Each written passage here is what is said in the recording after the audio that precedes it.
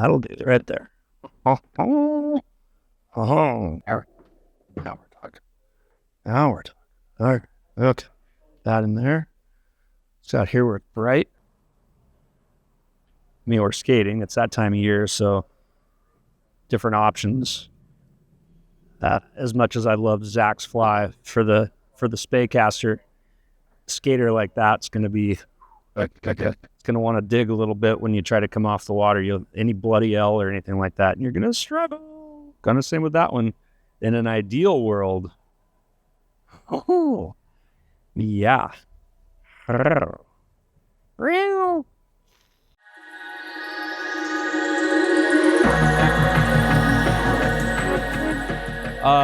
So here we go. Let's start. I started with Steelhead. Let's start with Steelhead. We are quickly coming into fall season. Like it is. Went out this morning. You can see from the start of the video. Went out. I ran my hand down the length of our NRS sup and just slid tons of fresh dew off of it. Be still my beating heart, because I love fall. As I was talking about on another podcast that we shot this morning, fall drives me nuts. It irks me, it pisses me off, because the entire planet fishes well in the fall. So now you have to kind of choose where it is that you want to go.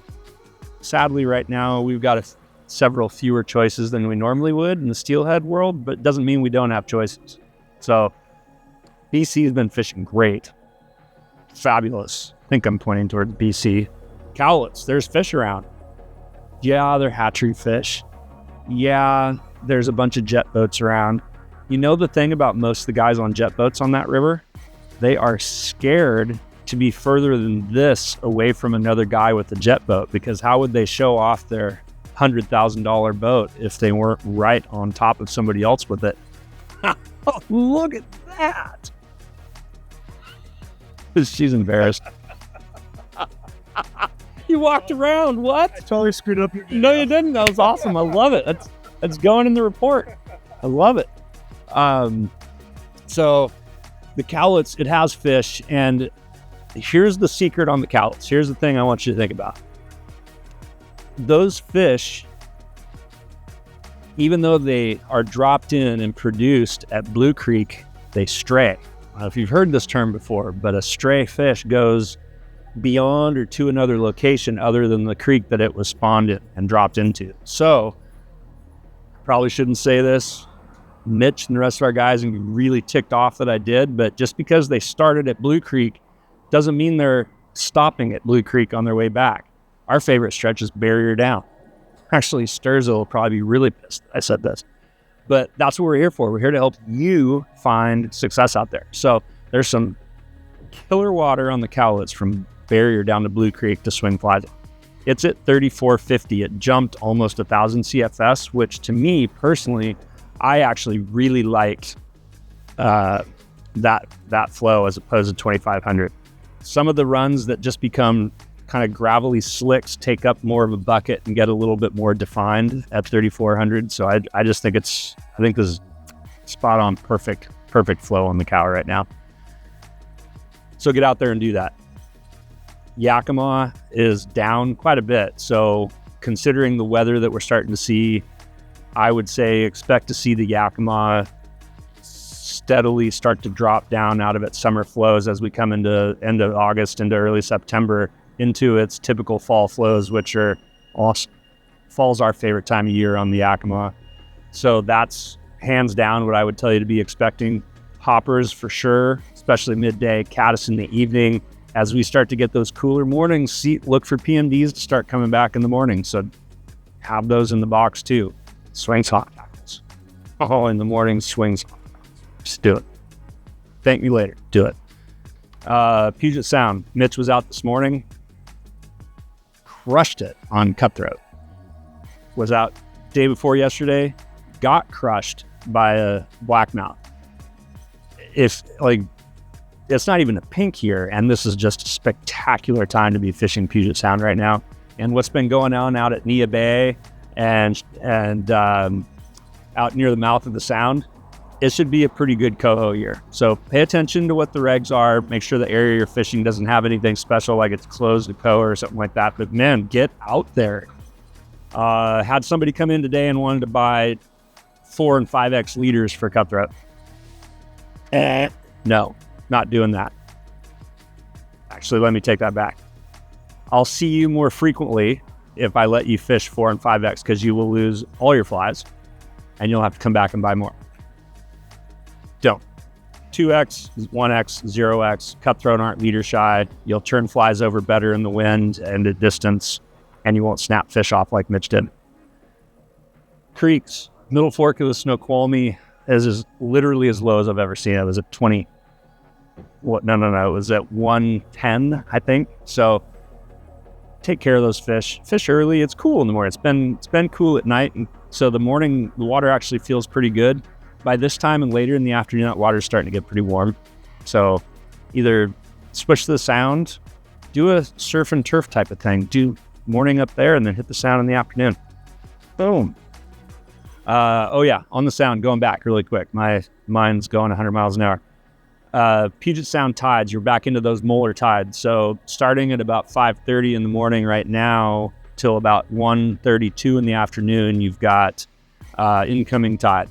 Now, I know kelp can be kind of a pain in the butt, and that's what you want to have your stripping baskets for. But don't let kelp entirely take you off the water. So there's 2 things. One is fish a knotless leader. Get yourself a knotless leader. The tippet is going to be something that kelp picks up on when it's being stripped through the water. Number 2, if you're fishing surface flies, not all that unlike stuff like this or even this tiny little guy, just pick your little 10 or 12 foot spots between all the kelp and get a couple of strips in, and then pick up and set it somewhere else. You don't have to do 60 contiguous feet of stripping, right? Hunt and peck. Get around, play around with all the different places that you can get a fly in.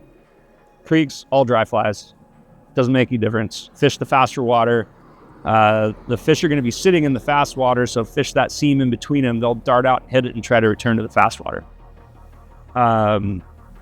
Carp, bass, kind of their swan song. As soon as the water starts to get cool, they'll start to slow down considerably. So if you're hitting those still waters, get out and do it. This is the time. You probably have another, say, month. East side, you might have some more just because it'll stay warmer over there. That kind of does it for the actual fishing reports. But here's what I want to throw out there. There's a couple of things. I don't normally do events on this, but we've got a couple coming.